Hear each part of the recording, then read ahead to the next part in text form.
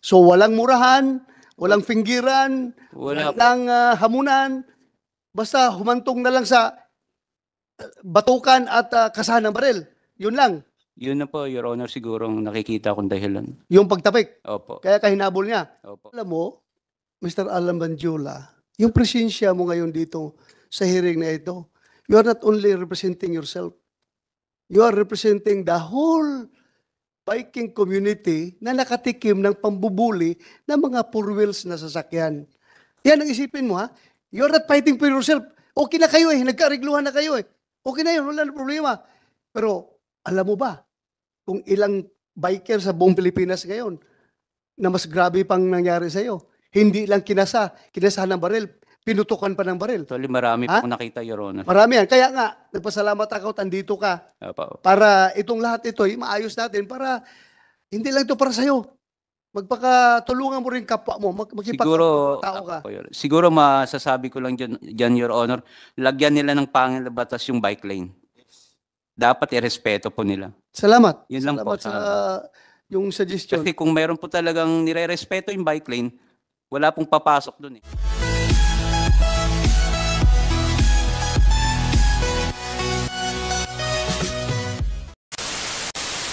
Andito na pala si Mr. Gonzales, Mr. Chair. So, with that, I would like to terminate my opening statement and go straight to the questions and hear from the respective resource persons. Thank you, Senator J.B. Ercito. Amiro, dyan ka na. Sige, sige. Okay na? But within your visions and sense, Okay, okay, okay. baka makalimag-out pa sila. Senator JB, yung panahon ng pandemic, every morning ko inaakyat yung ribbal, yung Palace in the Sky. Every morning yan, walang ginagawa eh. Pero ngayon, medyo bumagal ako sa bisikleta dahil nakakatakot, ang dami na sasakyan. Ang dami na sasakyan, kaya pag mayroong magandang lugar, magbabike ako. Pero mas maganda motor. Yung big bike natin, at least kung banggain man tayo, mas malaki yung panangga. Kumsek, please administer the oath to all the resource persons present today. Thank you, sir. Isahan na lang, patayin mo na lang lahat. Yes, sir. May we request all our resource persons in the panel as well as the people at the back, the policemen and other persons who might be called upon later on to take their oath. Please raise your right hand. Do you swear to tell the truth, the whole truth, and nothing but the truth in this hearing and investigation? Yes, Your Honor. Thank you very much. Please take your seats. Thank you, Kumsek. Mr. Willie Gonzales. Oh, thank you for coming Good morning over. po, Your Honor. As of yesterday, alam ko, hindi ka raw darating dahil meron kang sakit. At you are advised to rest ng doktor mo. Opo, pero pinilit. Buti naman dumating ka, huwag ka mag-alala. Opo, maraming salamat. Hindi ka mamamatay dito. Maraming salamat Kahit po, ano Your sakit mo, Honor. hindi ka mamamatay dito. Bumulot ka pa nga ng baril. Kaya mo yan, huwag ka mag-alala. May doktor tayo dito, ha? Pag ikaw ay magsabi ka, kung medyo tumaas na yung dugo mo or pakiramdam mo. Kung, Kwan, ready yung doktor, ha? Sabihin mo, mag-standby ng doktor dito. Ha? So, huwag ka mag-alala. Maraming May doktor salamat dito. po, Your Honor. Akala ko hindi ka na magdating. Thank you. From here, let us begin with the presentation ng mga resource persons. Unahin natin muna yung the person himself, the biker himself, Alan Banjula. Please enlighten us what really transpired. Upo ka lang. Lahat-lahat, from beginning to end, up to this moment. Bakit bigla kang andito ngayon? Kasi ang alam ko, ayaw mo nang magpakita at andito ka ngayon. So, from the very beginning, ikwento mo. Para klaro, tanggalin mo lang muna yung kwan. Wala naman tayong COVID siguro dito. Tanggalin mo lang, tapos Good para morning po, maklaro yung audio mo. Good Go ahead, morning. you have the floor. Sige po. Good morning po sa inyong lahat na nandito po ngayon, lalo na po sa inyo, mga Your Honor.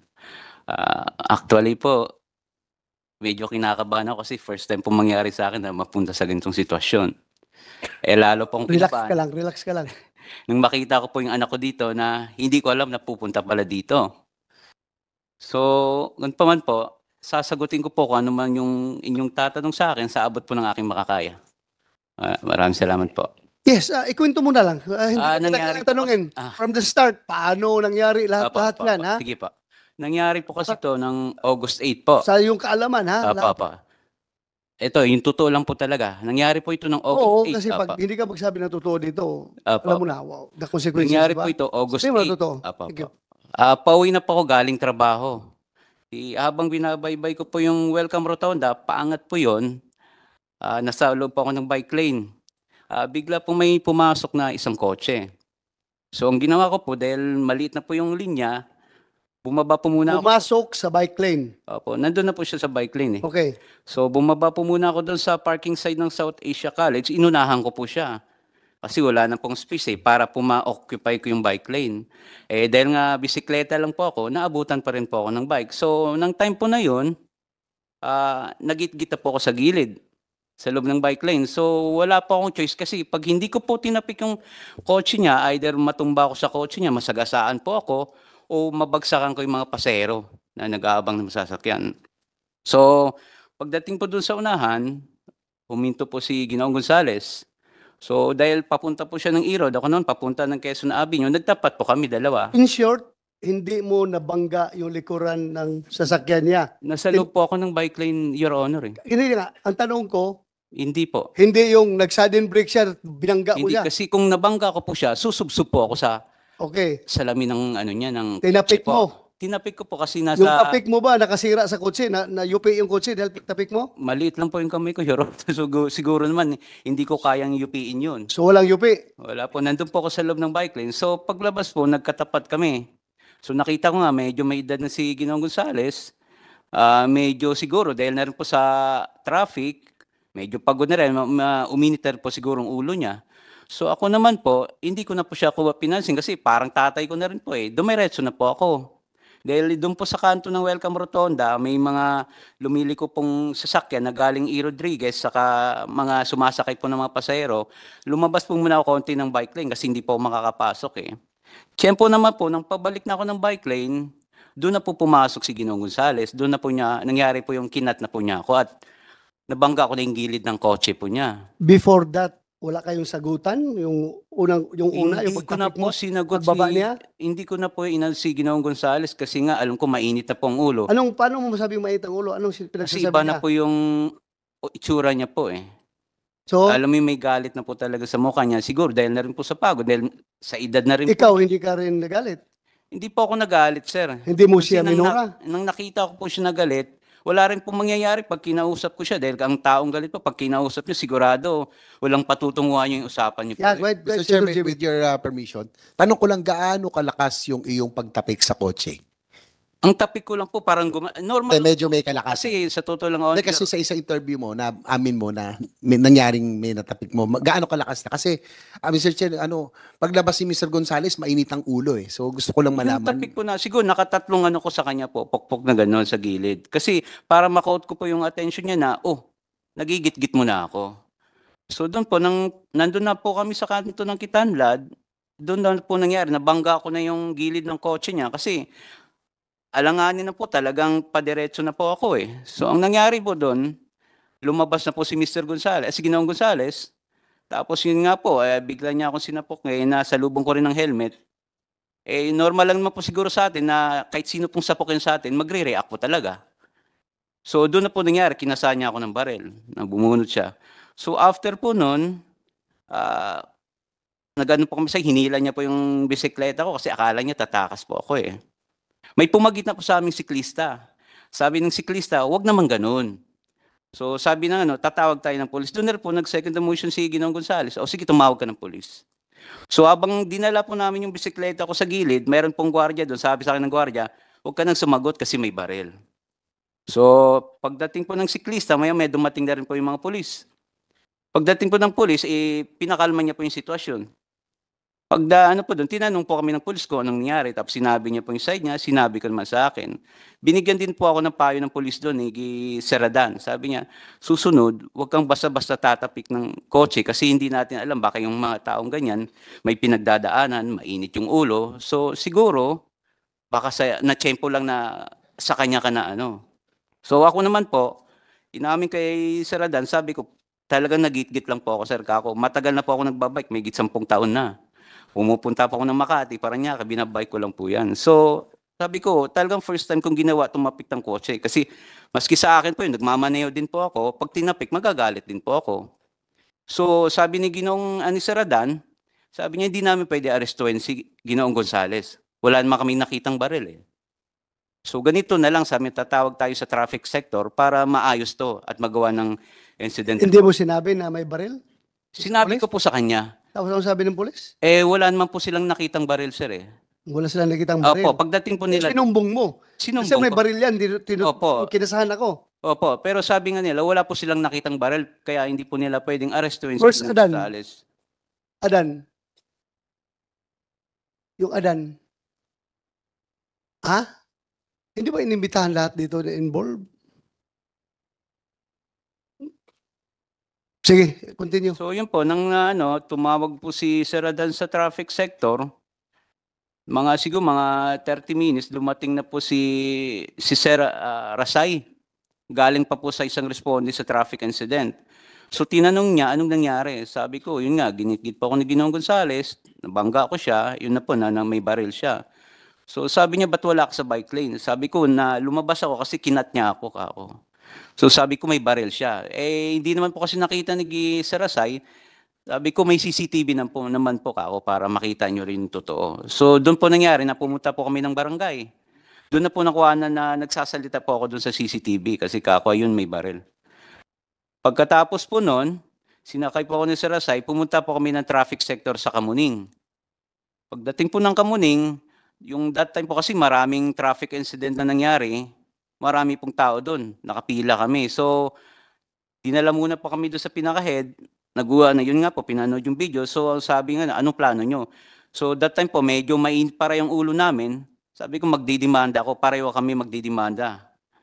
So, yun nga, tapos, ang nangyari po nun, naghintay po kami na gawin yung report po.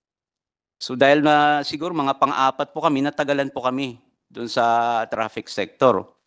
Pagkatapos po doon, ng traffic sector, inalam po nila kung saan yung nakakasakop na police station po. Yun nga po yung Galas. So tinawag po nila doon sa Galas Station, sinundo po kami.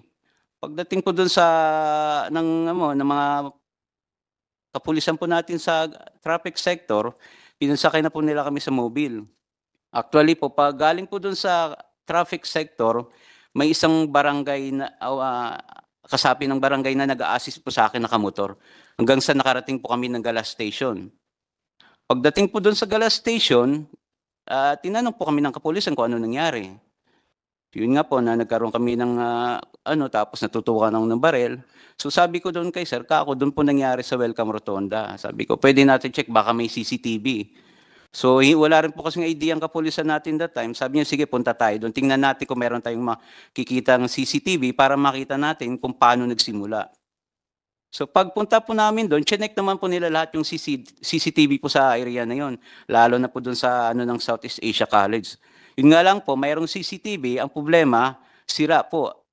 At meron doon sa kabila naman po, sa isang establishmento, hindi naman po gumagana. So pagkatapos po doon, dahil wala naman, bumalik na po kami ng Galas Station. Bago po kami bumalik, dumaan po muna si Sir sa Barangay Don Manuel. May binigay pong papel. So bumalik na po kami ng Galas Station. Pagbalik po namin ng Galas Station, abang may ginagawa si Sir doon sa niya na sinusulat, pag-isip-isip ko, kako, malaki abala na sa akin to eh. Unang-una, walang kasama yung mga anak ko sa bahay, wala yung misis ko po. So naisip ko naman po, kako, wala namang mawawala sa akin kung magpapakumbaba ako, kako. Total, wala namang nangyari sa akin. So kinausap ko po yung si officer, yung sa investigador po, kako, sir, magkano bang babayaran ng yung mga nadadami sa kotse na ganyan? Sabi ko, wala kasi akong idea eh. Sabi naman niya ng Sandali, gano'n. anong damage pala nung kotse niya? Yung nagasgasan ko po sa gilid, yung tinamaan ng handle ko. So gilid na. Opo. Hindi yung sa Mahaba tapik, kasi hindi yun. sa tapik. Hindi po, mahaba po yun eh. Mula po doon sa puno hanggang doon sa driver side po. Okay. So sabi ko doon kay sir, sabi niya, usually sa Banawi, mga 2.5 siguro, ganyan. Sabi niya, sir, ganito na lang po ako. Kausapin niyo na lang po si Ginoong Gonzales, pwede ko naman bayaran yung na-damage ko. Sabi ko, pwede kami mag-usap, tawagin niyo po, mag-usap kami yung lalaki sa lalaki. So nga po, siguro dahil nag-subside na rin yung galit ni Ginoong Gonzales, nagharap po kami dalawa. So sinabi ko sa kanya, sir, kako, kung ano may na-damage sa kotse nyo, babayaran ko yan. Pero hindi cash, kako. Hulugan kung gusto nyo. Doon nga po, siguro napag-isip din ng Ginoong Gonzales na seryoso naman pa ako sa sinasabi ko. Sabi ko, sir, may 800 ako. Itong 500, ibibigay ko in good faith. Sabi ko, paunang bayad doon sa na-damage ko. Ngayon, kung may problema po doon, iiwan ko yung number, tawagan niyo po ako. Hindi ko po tatakbuhan yung responsibilidad ko. So doon naman po sa portion na yon, humingi din po ng pasensya sa akin si Ginoong Gonzales. Sabi niya, pasensya ka na kasi pag rush hour, di natin maiwasan, may napapasok kami sa bike lane. So pasensya ka na doon sa nagawa ko. So doon po nangyari, nang nagkasundo kami, nagkamay po kami. Ako, wala na po akong galit sa kanya eh. Napatawad ko na po siya. So nagkamay kami, nagyakapan. Tapos ang isa pong inano ko doon sa pulis, kako sir, isa lang ang concern ko. Kasi papadyak pa po ako pauwi, galing to ng Welcome Rotonda hanggang Caloocan. Sabi ko, paano po yung safety ko? So ang sabi po ni sir, sabi niya, huwag kang mag-alala. Bakit ka? Akala ko ba nagkaayusan kayo? Nagkabalikan kayo ng loob? Oh, hindi eh. Kamayan pa Hindi, kayo? bago po kami nangyari, sir, inano ko muna yung safety ko po, sir eh. So, before kayo Opo. nagkamayan, Opo. bago kayo nag-reglo, nagtanong ka. Opo, yun ang Alam ko nangyari. after na. Hindi po. Sabi ko, paano po yung safety ko? Sabi ni sir, yung sa investigaro, walang mangyayari sa'yo. Pag oras na may gumalaw sa'yo, siya ang unang aarestuin namin, siyang person of interest. So sumagot naman po si Ginoong Gonzales. Sandali lang ha, Opo, balikan sige ko lang po. yung sabi mo, nagbayad ka? Yun po yung good faith ng pagkabigay ko sa kanya, Your Kano? Honor, 500. Kasi nung una, ayaw nga niya tanggapin. Sabi, ba't di na lang 800? Sabi ko, sir, pangkain ko po yung 300 matitira kasi nagugutom na ako, nanginginig na ako sa gutom ka ako. Sigurado So, ka? In good faith na gusto? Opo, binigay Ha? ko po yung Bigay Your mo lang? Honor kasi Ayaw niya tanggapin? nung una po, kaso nang huli, nakumbinsi ko na rin po. Okay. Sabi ko, hindi ko naman tatakban yung responsibilidad ko kako sa naggasgas, yung na-damage ko sa kotse mo. Babayaran ko yan, kaya iniwan ko po yung cellphone number ko po. So nang nagbitaw naman po si Ginoong Gonzales na walang mangyayari sa akin, doon na po na nagkamay na po kami. Niyakap ko po siya kasi wala naman po, okay na po sa akin yun eh. Nagpakumbaba na po ako. So doon nga po sa portion na yon, pati yung anak niya, kinamayan ko kasi sabi ko walang samaan ng loob. Ayaw ko magtanim pa yun ng samaan ng loob kasi nag-ayos na kami. So after nun po, umalis na po sila, kinuha ko yung bike. Pag alis ko po, tinawag pa ako po ng isang pulis na investigador. Sabi niya, sir, ba't kain muna tayo o magkape kasi malayo pa papadyakin mo, madaling araw na. Yun nga lang po, iniisip ko yung anak ko dahil walang kasama, hindi ko na po napagbigyan yung imbitasyon niya. Kaya doon na po, umuwi na po ako ng that time po. Doon po nagtapos yung lahat. Your Mr. Honor. Chair, pwede ko lang i-clarify yung kay... Yeah.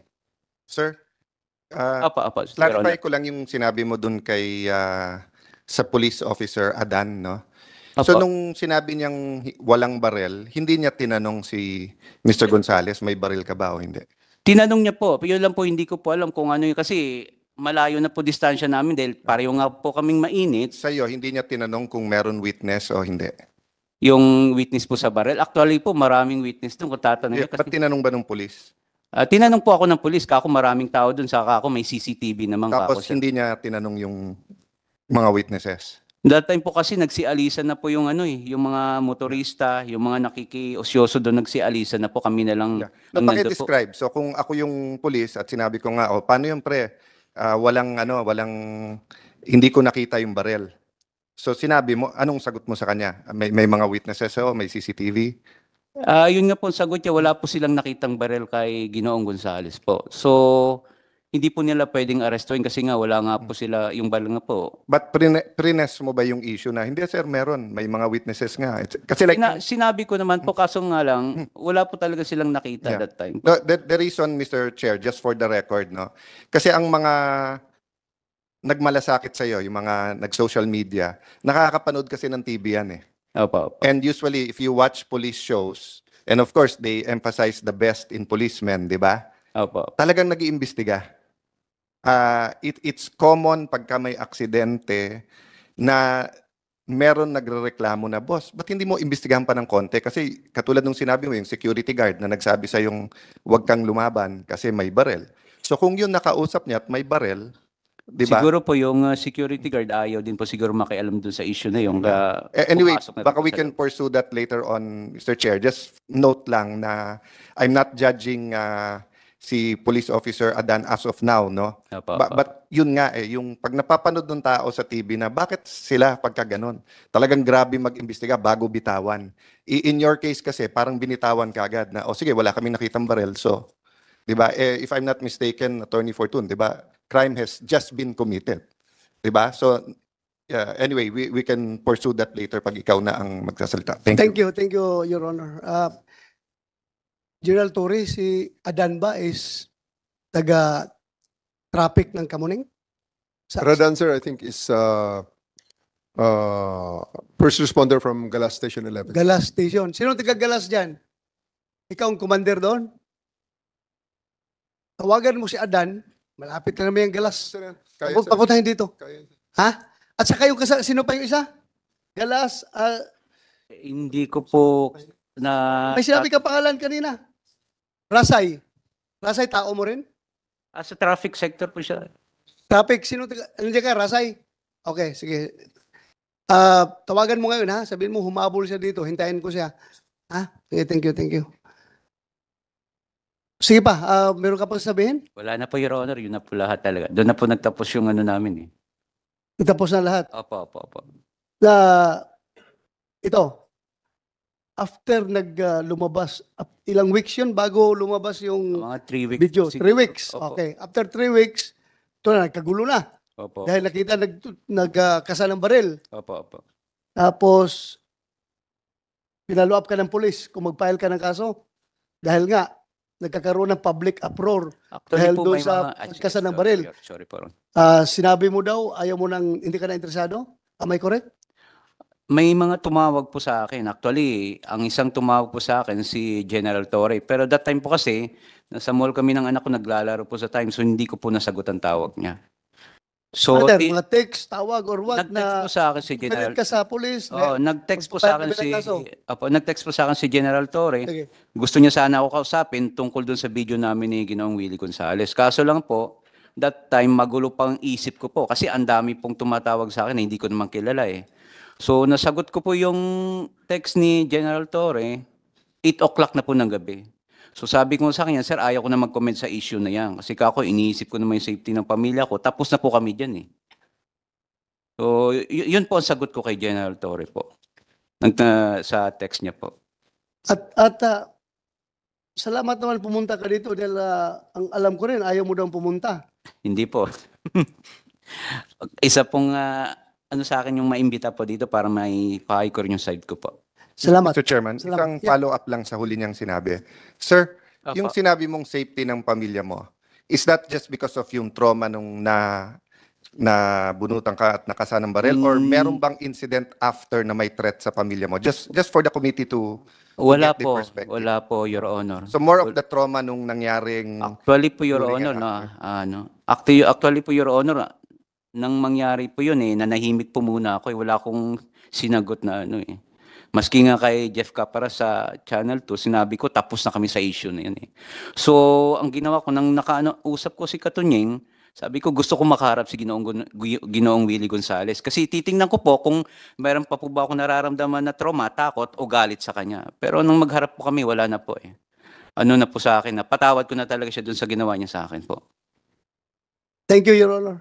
Maraming salamat. Doon sa police station, were you treated properly ng kapulisan? Wala naman po ako nakita Wala ka mali reklamo po doon doon? sa ano po eh. Ginawa naman po nila yung trabaho nila. Ginawa Wala nila? hindi naman po ako tinakot doon eh. Maayos po yung tinakot? pagtrato nila. Okay ka, Actually okay po, ka. kinakausap po nila ako doon. May binibiro nila ako para lang po mawala yung kaba ko. Nung Pero ganun. yung tagal, di ba? Anong oras nangyari yun? Alas 6? Actually po, nagtagal kami, Your Honor, sa traffic sector kasi nga marami pong inaasikaso yung investigator doon, traffic investigator. So yung alas 6, umabot ka ng alas 2 ng madaling araw, okay lang yun sa'yo? Wala kang reklamo? Wala pong reklamo doon, Your Honor. Wala kang iniisip na itong mga pulis na ito, Ay, pinabayaan wala ako? naman po. Ang sa ginawa naman po nila, trabaho po nila yun eh. Wala po akong magagawa. Okay. Trabaho po nila yun. So, sinunod ko lang naman po kung ano yun. So hindi ka feel threatened doon sa police station, ha? Okay ang pakiramdam mo? Wala po. Wala po akong nakitang mali doon sa pagtrato nila sa akin. Actually nga po, si- kung galit sa akin po yung isang pulis, ba't pa niya ako ayaing kumain? Kasi nga, sabi niya, malayo pa papadyakin mo, kain muna tayo, di ka magkape muna tayo, sabi niya sa akin. So, doon pa, umahinangaan ko pa po doon siya sa ginawa niyang yun eh. Actually, bumilba ko doon sa ginawa niya po sa akin na may malasakit siya sa isang ordinaryong taong katulad ko po. Okay. Pagdating sa arigluhan, walang nag-pressure sa'yo na makipag-ariglo? Wala po. Actually nga po, kung talagang sisingilin po ako ni Ginoong Willie Gonzales doon sa damage, isang araw o dalawang araw po, pwede na niya po ako i-text, oh, ito yung babayaran mo sa damage. Wala po eh. So sa akin, So kusang loob mo, nakipag-ariglo ka? Klaruhin isang natin. loob po yun, Your Klaruhin Honor. natin. Kasi inisip ko, wala naman pong mawawala sa pagkatao ko kung magpapatawad ako doon sa taong nagkasala sa akin. Nobody influence you, nobody Wala po, pressured Your you. Honor. Wala po. Ikaw lang talaga. Wala Nag-open po. up na gusto mo makipag-ariglo. Wala po, Your Honor. Wala pong pumilit So, sa akin. kung gusto mo makipag-ariglo, anong pakiramdam mo? Para bang may kasalanan ka rin sa Hindi, insidente na yun? nakipag-areglo ako sa kanya, Your Honor, kasi ayaw ko po ng gulo eh. Mahirap po yung Hindi, papasok. aside sa Apa, ayaw mo sige. ng gulo, ha? Ayaw mo ng gulo. Apa, Klaruhin natin. apa, sige po. Walang problema doon kung ayaw mo ng gulo. Ikaw ba deep inside your heart, alam mo bang may kasalanan ka sa insidente na yon na humantong sa pagkasa ng baril? Siguro po yung Ayaw pagkakamali. ko na, sinampalok ka sa ulo. Hindi Diba? naman po ako nasaktan. Tapos kinasahan. Apa, Yun lang. sorry po. Do you honestly feel na wala ka talagang kasalanan sa pangyaring yon? Ang isang pagkakamali ko lang doon siguro, Your Honor, yun talaga na ko yung pagtapik ko po sa kotse niya na doon nagsimula lahat po siguro. So, may guilt feeling ka doon sa pagtapik mo sa Opo, kotse kasi niya. kung hindi ko po ginawa siguro yun, hindi kami hahantong sa ganung senaryo po siguro. Okay. Thank you. Now, Mr. Chairman, yes, sorry right, hindi right. ayoko lang pakawalan yon, Mr. Banjo. Kasi sinabi mo 'di ba, kung hindi mo naman tinapik, dalawa lang mangyayari sa Opo. Masasagasaan ka o masasagasaan mo yung mga tao, 'di ba? Opo, yung pasahero. So hindi mo kasalanan 'yon. Kumbaga self-defense self-preservation 'yon eh, na pag hindi mo tinapik, 'di ba? Iba yung nang inis ka lang na tinapik mo siya kasi nga nagagalit ka sa kanya, yung how do I put it, taking the law into your own hands. Galit ka sa kanya because he violated the law, therefore tinapik mo siya. Iba yon dun sa survival mo kasi. Of course, he didn't know that during that time. But just for the record, Mr. Chair, kasi nga, I don't want it to appear na survival mo na nga eh. 'Di ba? Kasi maraming siklista nanonood ngayon na kailangan matuto din ang mga drivers at ang publiko. Actually no? po, Your Honor, first time ko pong ginawa yun sa buong buhay ko ang magtapik ng kotse. Hindi, napasok lang po talaga siya doon sa bike lane, nagawa ko lang po talaga yun. Dahil wala na po akong choice that time eh. Kahit sino po sa atin, pag nalagay sa ganung sitwasyon, gagawin po yung gagawin ko. tsaka alam mo, Mr. Alan Banjula, yung presensya mo ngayon dito sa hearing na ito, you are not only representing yourself, you are representing the whole biking community na nakatikim ng pambubuli ng mga four wheels na sasakyan. Yan ang isipin mo, ha? You are not fighting for yourself. Okay na kayo eh, nagkaarigluhan na kayo eh. Okay na yun, wala na problema. Pero alam mo ba kung ilang biker sa buong Pilipinas ngayon na mas grabe pang nangyari sa iyo? Hindi lang kinasahan ng baril, pinutukan pa ng baril. Actually, marami Ha? po akong nakita, Your Honor. Marami yan. Kaya nga, nagpasalamat ako, andito ka Opo. para itong lahat ito, maayos natin para hindi lang ito para sa'yo. Magpakatulungan mo rin kapwa mo, Siguro, tao ka. siguro masasabi ko lang dyan, Your Honor, lagyan nila ng pangil na batas yung bike lane. Dapat irespeto po nila. Salamat. Yun lang po. Salamat sa yung suggestion. Kasi kung meron po talagang nire-respeto yung bike lane, wala pong papasok dun eh. Ito, tanungin kita. Apo. May nakita ako sa interview ni Mr. Willie Gonzales na minumura mo daw siya. Kaya uminit ang ulo niya. Namura mo ba siya? Saksi po ang Diyos, Your Honor. Hindi ko po siya namura talaga. Tapos ganito, Opo. Ginano mo pa daw siya. Hindi ko po ginawa yun, Your Honor. Ba't ko naman Hindi po mo gagawin ginawa. sa kanya? Kasi nga nakita ko na po siya, may edad na po eh. Tapos sininyasan mo pa daw siya na habol ka kung gusto mo. Parang ganun. Kung gusto ko po, Inahamon mo siya na habulin mo siya. kung gusto ko po siya, kung may nagawa pong kasalanan sa kanya, Your Honor, at tatakasan ko siya, doon pa lang po sa Welcome Rotonda, pwede ko na po siya iwan. Iikot lang po ako doon, may harang na bari, pagtawid ko sa kabila, hindi niya na po ako mahabol. No? So, sa tingin mo, anong action mo na nakaprovoke kay Mr. Willie Gonzales? Bakit kanya hinabol hanggang sa sinide-sweep kanya para mapahinto ka, para Siguro- mapanagot ka sa iyong kasalanan? Anong kasalanan mo? Siguro po, Your Honor, yun lang po talagang pinakakasalanan ko, yung matapik ko yung ano niya. Siguro na po, ng time na yun, baka wala po siya sa mood. Sa akin lang po talaga na ano yung galit niya siguro, nang natapik ko yung kotse niya. Hindi. Wala ka pakialam sa mood niya. Pakialaman mong safety mo, yung sarili mo. You do not huwag mong i-justify yung action niya. Opo, You opo. justify your own action. Yun lang po siguro nagawa ko, Your Honor, yung pagpasok niya sa bike lane na natapik ko yung kotse niya. O yun lang ang tingin mong Yun po kasalanan siguro mo. nag-provoke sa kanya. So walang murahan, walang pinggiran, Wala po. walang hamunan. Basta humantong na lang sa batukan at kasahan ng baril. Yun lang. Yun na po, Your Honor, siguro ang nakikita kong dahilan. Yung pagtapik. Opo, Kaya kahinabol niya. opo. Other than that, hindi ka niya ipupurso, sigurado. Wala po, yun na po ang nakikita kong dahilan, Your Honor. At you think kasalanan mo yun, yung pagtapik ng kotse niya? Siguro, Hindi, siguro. From your perspective as a biker, nandoon ka sa bike lane at gusto mo mag-survive para hindi ka malaglag, opo, opo. hindi ka maipit, tinapik mong kotse niya na, uy, andito ako, Opo. bike lane naman ito. Opo. Kasalanan mo ba yon? Kasalanan niya po. Ha? Kasalanan niya po. Kasalanan niya. Kasi pumasok siya sa bike lane po. So, ganon. Opo. So, ang tingin mo, sa tingin niya, kasalanan mo yung pagtapik ng kotse niya. Opo. Okay. Thank you.